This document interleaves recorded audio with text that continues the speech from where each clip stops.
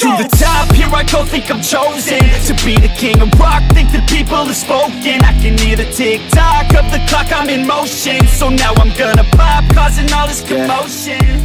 Yeah. So it's July the 13th of 2021, and it's kind of taking me a day to process this a little bit. You know, I mean, it didn't hit me as hard as some others in the past, but you know, I just wanted to take a moment to talk about the passing of Mr. Wonderful Paul Orndorff. You know, I've mentioned before, I've been a wrestling fan since I was around 4 years old, and probably around the time of WrestleMania 1 is when I actually started watching WWF programming. And Paul Orndorff was definitely one of the main characters going around at the time in the WWF. Many of you remember he was part of the main event of WrestleMania 1.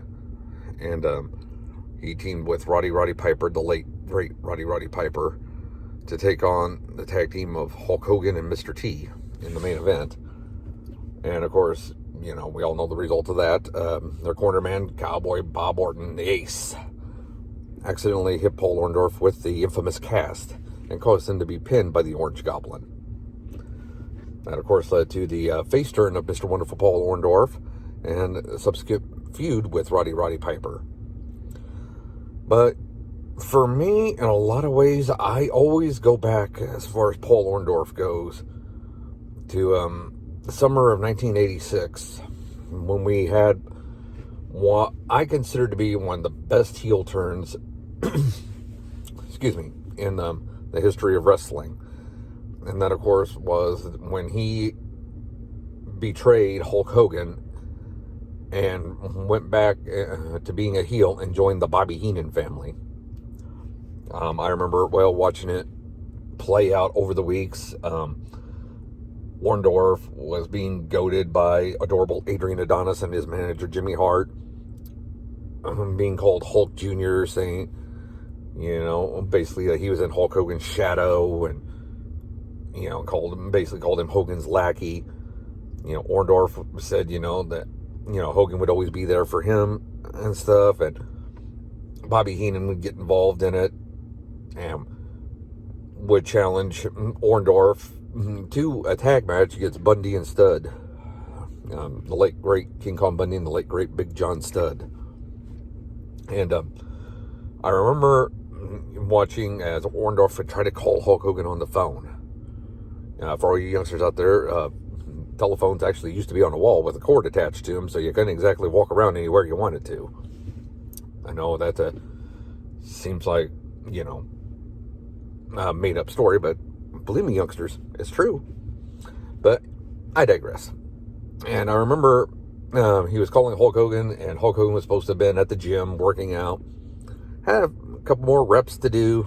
Orndorff got frustrated that Hogan wasn't coming to the phone, and it just led to, you know, Orndorff being irritated, and eventually Hogan would appear on television on the Flower Shop, which was Adrian Adonis's interview talk show, which that's a story for another time about that whole gimmick. I don't even want to really get into that, honestly. But, you know, Hogan said that he and Orndorff would accept the challenge of Bundy and Studd for a tag match, but Orndorff interrupted and said, no. First, we face the Moondogs, Spot and Rex, and then we'll face Bundy and Studd. So one week, it was Hogan and Orndorff versus the Moondogs. And to put it into perspective, you know, this was the weekly television show, Championship Wrestling, the syndicated show. I'd watch it on WATV Channel 4 out of Indianapolis. And at that time, it was rare you ever saw the world champion wrestle on television, unless it was like a Saturday night's main event. And so it was actually interesting to actually see Hulk Hogan appear on television, even if it was in a tag match. And I remember Hogan starting the match and then tagging out to Orndorff, who proceeded to be what Vince McMahon called a one-man gang in the ring. And he single-handedly would go on to defeat the Moondogs without even tagging out to Hogan. And you could almost, looking back, see that the seeds were being planted even more right there. And the next week, it was Bundy and Studd versus Hogan and Orndorff. And during the process of the match, Orndorff would go for a body slam on Big John Studd, who at the time had the gimmick of he would pay anybody $15,000 if they could body slam him. And Hogan was able to actually perform the slam after Orndorff failed to, and Orndorff got frustrated on the outside. So you could almost think, well, maybe he didn't have plans to turn on Hogan until that happened.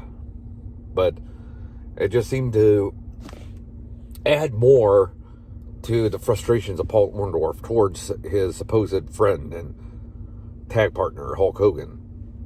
And a situation developed where Hogan accidentally knocks Orndorff off the apron.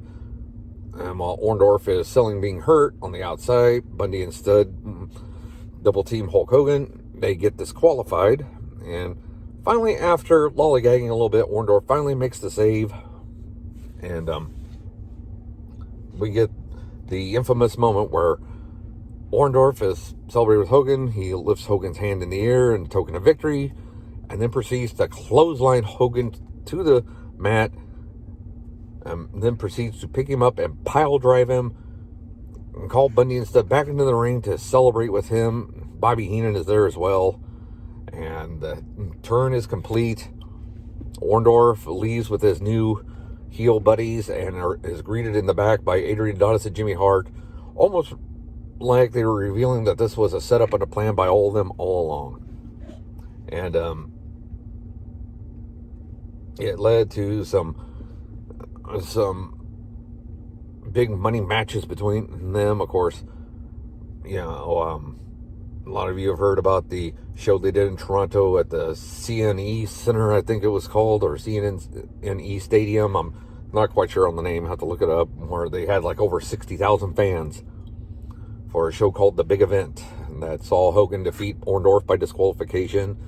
They had a couple matches on Saturday night's main event, the last of which being Orndorff and Hogan in the famous cage match that saw them both escape and supposedly tie getting out of the cage and falling to the floor. I don't know if that was a legit thing or if that was just crafty video editing, but if they were able to pull that off, kudos to them if they did that without editing. And of course, there was always the rumor that and I don't know if it's true or not, that Orndorff was going to be the replacement for Andre the Giant at WrestleMania 3 should something have happened with Andre, to either he would be unable to participate or because of his condition, the giantism. I don't know the exact technical name for the disease he had, but if he were to tragically pass away or something from it, that Orndorff was going to be the replacement for Andre in the main event of WrestleMania 3 should, God forbid, that had happened. Luckily it didn't, but I think that could have been a big money match right there to have the big blow off of Hogan versus Orndorff at WrestleMania 3. Not that I'm complaining that Hogan and Andre wound up being the main event, because looking back, you almost would think it couldn't have been anything else. And that's coming from me, a guy that does not like Hulk Hogan one bit. But I know over the years that Orndorff was not in the best of health, and I know the stories that he needed to take time off when the feud with Hogan started because of an injury to his arm, and he refused to do so, and that wound up having a lasting effect on him that basically helped to shorten his career. It's sad that it had wound up being that way, but let's face facts. Back then, when you had the chance to make the big money like he obviously made for that feud, the old school philosophy is you work hurt. And I know Orndorff, after his time in the WWF came to an end, went on to the NWA/WCW. He had a good run there. He had a run as the World Television Champion. He had a run as a World Tag Team Champion with Paul Roma, of all people. And, of course, I'll wish I could forget this, but he had the gimmick with Psychic Gary Spivey, where, you know, he was reminded that he was Mr. Wonderful, and he had that cheesy song he came out to. But you know, of course, his career came to an end with the angle with the Four Horsemen, where he was pile drived on the concrete floor by Ric Flair and Arn Anderson. Brian Pillman, the late Brian Pillman, was involved in that too. And I know the plan was probably for him to come back, but unfortunately he never did. Although he did have a match in 2000, an ill-advised match in 2000, part of an elimination match, which actually saw him get hurt, and the match had to be stopped to help tend to him. And you know, it was a sad way to see his career in the ring come to a complete end. But knowing Paul Orndorff, he probably wouldn't have wanted it any other way. You know, he loved the business. You could tell he loved the business. He was a trainer for WCW at their old power plant. And I'm glad that he was around to get his just due and be inducted into the WWE Hall of Fame in 2005. And I think it was appropriate. He was part of a class that included Hogan and Roddy Piper and other stars of that time period, like the Iron Sheik and Nikolai Volkov, and Jimmy Hart and Bob Orton were also in that class. And you know, I forget who it was. It might have been Mick Foley that posted that the world became a little less wonderful yesterday with the passing of Paul Orndorff. But heaven, which was already wonderful, just got more wonderful, in my opinion. And I, for one, you know, thank Paul Orndorff for all the, no pun intended, wonderful memories. And I'm so thankful I'm able to look back at some of these old moments and stuff on what used to be the WWE Network, but now, you know, Peacock. And it was funny that I actually was watching, just randomly, watching an old Primetime Wrestling that featured the Great Betrayal, where he turned on Hogan. And you know, I think it was just kind of fitting I decided to watch that around this time, you know.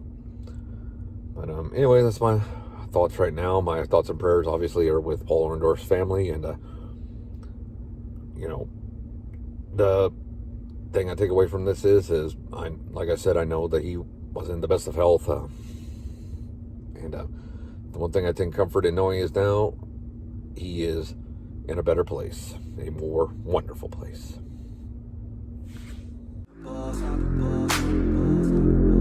Yeah, ready to go, man, lock and load. That's right, I swear to God that I can drop it, bro. Yeah, I got a shot and I ain't stopping, no.